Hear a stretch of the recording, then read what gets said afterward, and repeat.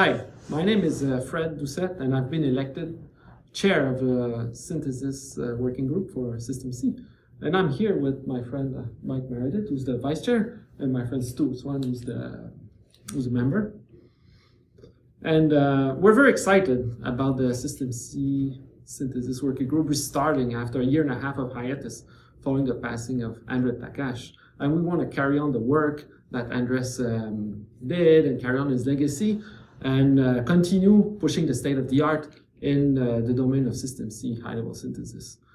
SystemC high-level synthesis is now has been used in production at many companies, and a lot of chips have been taken out and are there in the marketplace. Like billions of chips have been produced with SystemC high-level synthesis, and it's very exciting technology to use because there's an immense productivity improvement when using the high-level synthesis, which is due to verification acceleration, microarchitecture exploration. So people are able to generate a lot of gates very fast in a way that's very hard to do in a standard RTL design flow.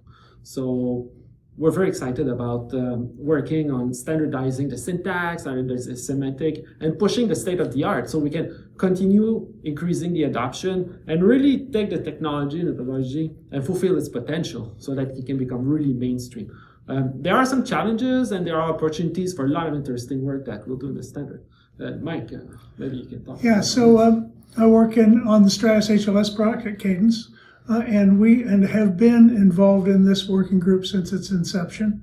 And we built an initial standard that provides a good core language specification of what's synthesizable and what's not synthesizable, and that was our intent.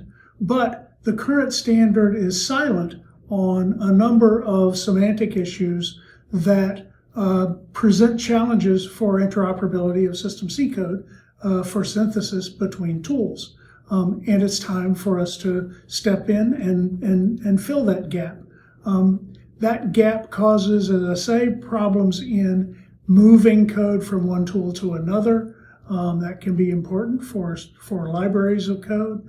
And it also provides challenges for being able to build a single set of training materials that can cover the use of multiple tools. And that's needed in order to expand the scope of the usage of SystemC for high-level synthesis in order to deliver all the functional benefits that Fred mentioned.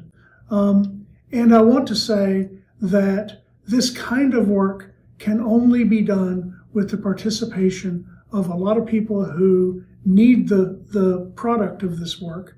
And so if you're interested in this topic, and if you're watching this video, I'm going to assume you're interested in high-level synthesis and in standardization around high-level synthesis, then I implore you to come join the working group and contribute. This kind of important standardization work only happens if people show up to the meetings. And so please come join us and help us move the high-level synthesis standard for SystemC forward. Hi, my name is Stuart Swan, and I work on Catapult HLS at Siemens EDA. And prior to that, I worked at Qualcomm, designing Wi-Fi chips. And prior to that, I worked for many years at Cadence. I was involved in the early technical work for both SystemC and System Verilog, and also involved in the early technical work for OVM and UVM. And what I think is the working group for the synthesis working group needs to accomplish right now is basically what UVM enabled for the System Verilog world. If you go back in time and think about what System Verilog had prior to UVM, it was actually a pretty limited set of capabilities and probably would have seen fairly limited adoption. And then what UVM brought to the table once it was standardized was basically a standard way to do all the test bench development and to write verification IP and standard methodology and so forth. And what we would like to see is a sort of a similar thing happen in the high-level synthesis and high-level verification space, where we have a standardized methodology, We have standardized class libraries in sort of a consistent way that people can develop models that are usable in multiple tools and flows, and even see emergence of IP, independent IP vendors and so forth in the high-level synthesis space. So I think we have a lot of interesting work ahead of us. I think that some of maybe the very near-term things that we're going to focus on are things like enabling users to get the most possible value out of the simulation prior to going through high-level synthesis, and be able to do things like randomization, performance analysis, architectural analysis with a lot of accuracy in the phase before we go through high-level synthesis. And also do much of the verification before you go through high-level synthesis.